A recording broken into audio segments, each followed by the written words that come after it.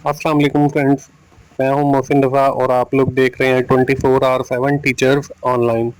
दोस्तों, हमने HTML hyper text markup language की क्लास शुरू की थी और उस क्लास का आज हमारा चौथा लेक्चर है। तो चलिए हम लोग देखते हैं कि पिछली क्लास 3 के अंदर हम लोगों ने क्या सीखा।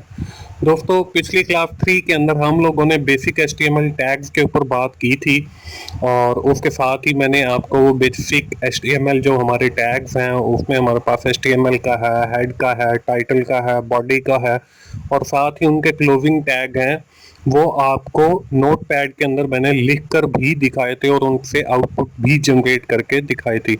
उसके साथ ही दोस्तों हमने बात की थी हेडिंग्स टैग के ऊपर। हमारे पास 6 किस्म के हेडिंग टैग्स होते हैं जो H1 से लेकर और H6 तक होते हैं और H1 जो है उसमें सबसे बड़ी हेडिंग के लिए यूज करते हैं और H6 जो है वो हम सबसे छोटी के लिए यूज करते हैं। दोस्तों, हमने उसके साथ बात की पैराग्राफ टैग मतलब P टैग की। उसके बाद हमने कोई टेक्स्ट फॉर्मेटिंग की बात की और टेक्स्ट फॉर्मेटिंग के अंदर जो है हमने बोल्ड, इटैलिक और अंडरलाइन देखा और उनके टैग्स देखे। दोस्तों, ये तो थी हमारी HTML की तीसरी क्लास। दोस्तों, आज की क्लास में हम लोग क्या कवर अप करने वाले हैं। दोस्तों, आज की क्लास के अंदर हम लोग देखेंगे कि हमारे पास लिंक्स क्या होते हैं और लिंक्स के लिए हम कौन से टैग यूज करते हैं। हमारे पास ईमेल क्या होता है, ईमेल के लिए हम कौन सा टैग यूज करते हैं और उसके बाद हमारे पास इमेजेस क्या है, इमेजेस के लिए हम कौन सा टैग यूज करते हैं और उसके साथ हमारे पास लाइन ब्रेक और लाइंस के लिए हम कौन से टैग यूज करते हैं। तो दोस्तों, चलिए हम लोग देखते हैं कि हम लोग इनके लिए कौन से टैग यूज करते हैं और HTML को इब्तिदा करते हैं। दोस्तों, हमने आज के इस लेक्चर के अंदर देखना है कि हम लोग जो है वो क्या कर सीखेंगे। दोस्तों, लिंक टैग के ऊपर बात की, उसके लिए हम ए का टैग यूज करते हैं और ए का टैग क्लोजिंग साथ यूज करते हैं और ये मैं आपको लाइव भी करके दिखाने वाला हूँ। उसके साथ दोस्तों हम ईमेल के लिए कौन सा टैग, ईमेल के लिए भी हम लोग जो है वो ए का टैग यूज करते हैं और ए का क्लोजिंग टैग यूज करते हैं और उसके साथ एक मतलब एक्स्ट्रा कीवर्ड ऐड करते हैं एचरिफ। एचरिफ रेफरेंस डालने के लिए है, वो लिंक्स में भी यूज किया जाता है और ईमेल अगर हमने बनाना हो तो उसके लिए भी हम लोग यूज करते हैं। उसके साथ हम लोगों ने बात करनी है इमेजेस के ऊपर कि हम अपने वेब पेजेस के अंदर इमेजेस कैसे इंक्लूड कर सकते हैं। दोस्तों, उसके लिए हम IMG का टैग यूज करते हैं। IMG का टैग यूज करके साथ SRC मतलब सोर्स लगाते हैं जहां पे हमारा इमेज पड़ा होता है, मतलब उसका पाथ देते हैं। उसके बाद हम लोगों ने लाइन ब्रेक, उसके लिए हम BR का टैग यूज करते हैं लाइन ब्रेक के लिए और लाइन के लिए हम HR का टैग यूज करते हैं। दोस्तों, मैंने आपको बताया था कि हमारे मतलब इस HTML की क्लास के अंदर हमारे कुछ टैग्स ऐसे भी आएंगे जिनका क्लोजिंग टैग नहीं होता मतलब स्लैश के साथ, तो उसमें ये दो टैग नोट कर लीजिए। एक उसमें हमारे पास BR का टैग है, एक HR का टैग है। अगर हम इनका क्लोजिंग नहीं भी लगाएंगे तो हमारी जो आउटपुट है वो बिल्कुल ठीक आएगी। दोस्तों, ये तो बात है हमारे HTML टैग्स की। अब मैं आपको नोटपैड में ले चलता हूं और नोटपैड में हम लोग देखते हैं कि ये कैसे हम टैग यूज करेंगे और इनका फायदा क्या है और इनसे कैसे लिंक बनेगा, कैसे ईमेल बनेगा और इमेजेस कैसे इंसर्ट होंगे, लाइन ब्रेक क्या है और लाइंस क्या है। हमने स्टार्ट के बटन पे क्लिक किया। स्टार्ट के बटन पे क्लिक करने के बाद मैंने यहाँ पे टाइप किया नोटपैड। नोट टाइप किया तो नोट पैड हमारे सामने खुल गया। नोट पैड दोस्तों खुलने के बाद मैं इसका जो फॉन्ट साइज है वो थोड़ा सा बड़ा कर लेता हूं ताकि आप लोगों को क्लियर नजर आए। यहाँ पे हमने वही हमारे जो बेसिक HTML के टैग हैं वो हमने लिखे, HTML लिखा, इसका हमने क्लोजिंग लिखना है एंड पे जाके स्लैश के साथ ये हमने HTML का क्लोजिंग दिया। पिछले लेक्चर के अंदर दोस्तों मैंने बात की थी कि HTML जो है वो केस सेंसिटिव लैंग्वेज नहीं है, मतलब आप चाहें तो टैग छोटे अल्फाज में स्मॉल लेटर्स के अंदर टाइप करें, चाहे तो आप कैप्स लॉक के अंदर बड़े अल्फाज में टाइप करें, तो इससे आपकी आउटपुट पे फर्क नहीं पड़ने वाला। पिछले लेक्चर में हमने कैपिटल लेटर के ऊपर बात कोड किया था, इस बार जो टैग है वो मैं स्मॉल लेटर के अंदर कर रहा हूँ। HTML का टैग हो गया जी। उसके बाद हमने हेड डाला। हेड के ऊपर भी मैंने आपको तफसीलन बताया था कि हेड हम लोग क्यों यूज करते हैं। इसके बाद हमने हेड का क्लोजिंग डालना है जी। ये हमने हेड का क्लोजिंग स्लैश के साथ डाल दिया। और साथ ही हमने जो है फिर डालना है जी टाइटल। टाइटल के लिए देखें, हम लोगों ने हेड के अंदर हम टाइटल इंसर्ट करते हैं, और टाइटल का TITLE टाइटल, तो इसका हमने क्लोजिंग डालना है, तो स्लैश के साथ जो है हम इसका क्लोजिंग डाल देंगे। और टाइटल में हम डाल देते हैं जी HTML क्लास 4, क्योंकि ये हमारी चौथी क्लास है। उसके बाद हम बॉडी का टैग यूज करते हैं। बॉडी का टैग हमने यूज किया, और बॉडी का टैग जो है हम एंड के ऊपर जहां पे हमने HTML का टैग यूज किया वहां पे उसको हम क्लोज कर देते हैं स्लैश लगाकर। दोस्तों, ये तो हमारे हो गए बेसिक टैग। मैं इसको सेव कर लेता हूं और इस फाइल का नाम रख देता हूं जी क्लास 4, HTML क्लास 4, और एंड के ऊपर .html जो मैंने आप लोगों को बताया था, .htm या .html, ये आपने जरूर लगाना ताकि आपकी आउटपुट वाली फाइल जनरेट हो। ये हमने सेव किया। सेव करने के बाद डेस्कटॉप पे हम देखते हैं, तो ये देखें हमारे पास ये क्रोम जैसी एक फाइल बन गई है। मैं इसको ओपन करता हूं तो हमारे सामने ये देखें यहाँ पे HTML क्लास 4 टाइटल के अंदर लिखा हुआ आ गया, और बाकी कुछ भी नहीं आया। अब हम अपनी नोटपैड वाली फाइल के अंदर कोड करते जाएंगे और साथ साथ देखते जाएंगे कि हमने क्या सीखा।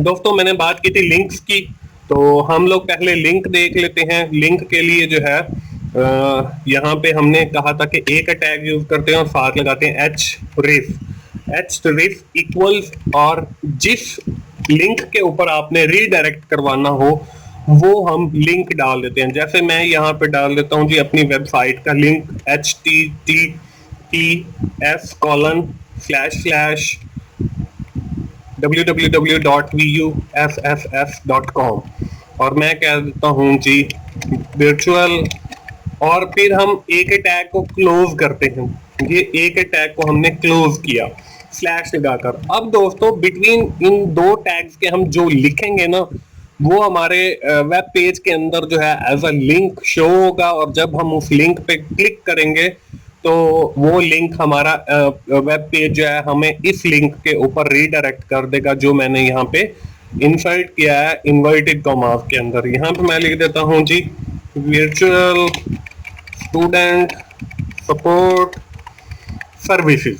ठीक है जी, इसको हमने सेव किया, और जाके हम अपना वेब पेज देखते हैं कि वेब पेज के ऊपर क्या चेंजेस आई हैं जी। हमने रिफ्रेश किया, अब यहाँ पे देखें ये वर्चुअल स्टूडेंट सपोर्ट सर्विसेज लिखा हुआ आ गया, और जब मैं इस पे क्लिक करता हूँ तो इस पे क्लिक करने के बाद मेरे सामने जो है VUFFS virtual student support services वाली वेबसाइट ओपन हो जाती है, और यहाँ पे वो सारे लिंक्स खुद ब खुद आके बाकी सारे ओपन हो जाते हैं। तो दोस्तों, ये तो है हमारा वो लिंक का टैग। अब हम बनाते हैं ईमेल के लिए। ईमेल के लिए हमने क्या करना है, ईमेल के लिए भी हम ए का टैग यूज करते हैं। ए का टैग लिया, इसको मैं साथ ही क्लोज कर लेता हूं, क्योंकि हमने गेम ऑफ बॉक्सेस के बारे में पढ़ा है। अगर आप उसी तरह चलेंगे तो आप क्लोज करना कभी भी नहीं भूलेंगे। यहाँ पे हमने href लिखा। href लिखने के बाद इक्वल इन्वर्टेड कॉमास के अंदर आपने सबसे पहले लिखना है मेल टू लिखकर आपने कॉलन लगाना है, और इसके बाद आपने डालना है अपना ईमेल एड्रेस जिस पे आप ईमेल करवाना चाहते हैं। तो यहाँ पे मैं डाल देता हूँ जी write2mraza@gmail.com। मैंने इस पे कि यूजर जब भी उस लिंक के ऊपर क्लिक करे तो ऑटोमेटिकली मुझे इस ईमेल एड्रेस के ऊपर ईमेल चली जाए। तो यहाँ पे हम वो टेक्स्ट शो करवाते हैं जो हमारा वेब पेज के अंदर हमें शो होगा, और बिहाइंड द सीन जो है वो इस ईमेल के ऊपर हमें ईमेल जाएगी। तो यहाँ पे मैं लिख देता हूँ सेंड मी ईमेल। ठीक है जी, और इसको मैंने किया सेव करने के बाद हम आके रिफ्रेश करते हैं, तो यहाँ पे देखें ये आ गया। अब देखें ये एक ही लाइन के अंदर लिखा हुआ है। आज की क्लास के अंदर दोस्तों हमने ये भी सीखना है कि हम लाइन को कैसे ब्रेक करते हैं, कि एक लाइन से दूसरी लाइन में अगर हमने किसी चीज को शो करवाना हो तो उसके लिए हम लोग टैग यूज करते हैं BR का, मतलब लाइन ब्रेक।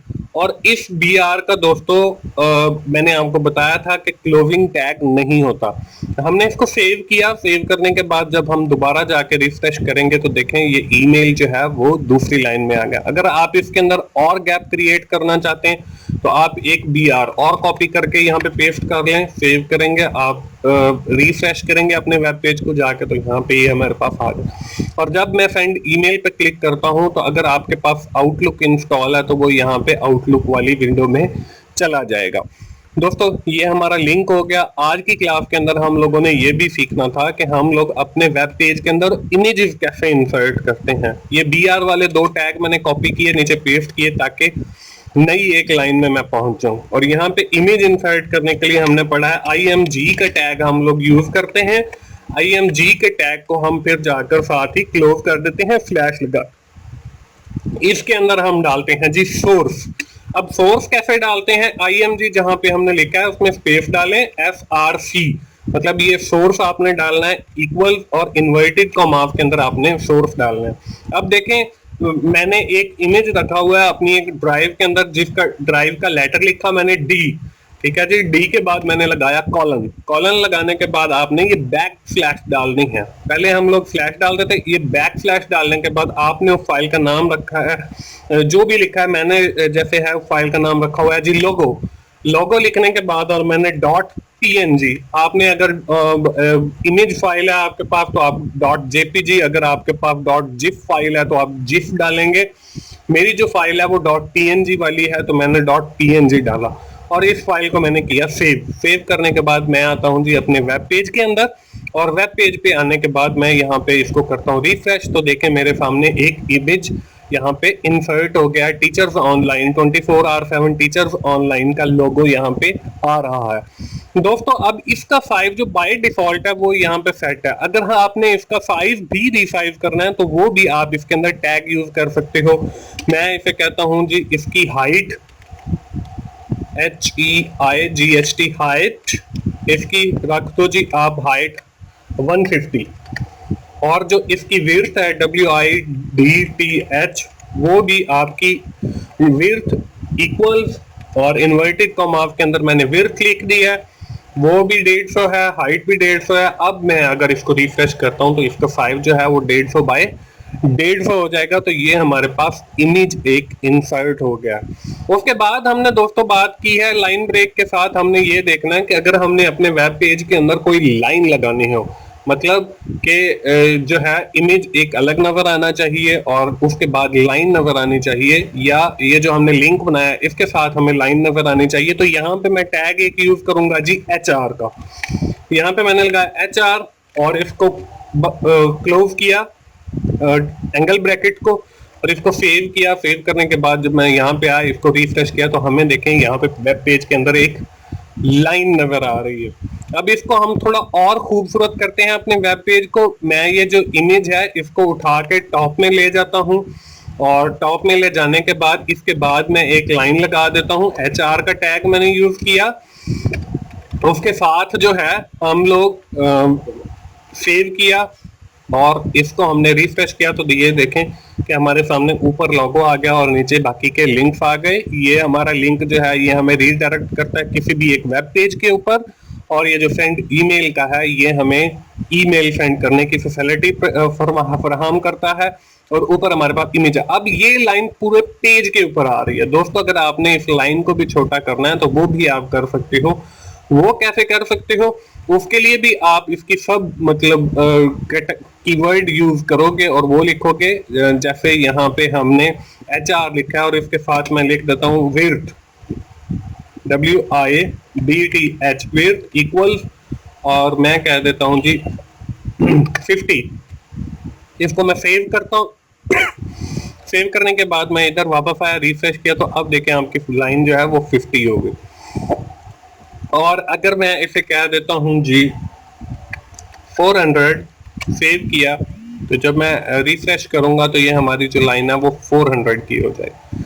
तो दोस्तों ये थी हमारा लिंक, मैंने आपको समझाया, उसके बाद आपको ईमेल करना सिखाया, उसके बाद इमेज के बारे में बताया, उसके बाद लाइन ब्रेक के बारे में बताया कि एक लाइन से आपने दूसरी लाइन में कैसे जाना है, उसके बाद आपने अगर अपने वेब पेज के अंदर लाइन लगानी है तो वो कैसे लगानी है, उसके लिए हम HR का टैग यूज करते हैं।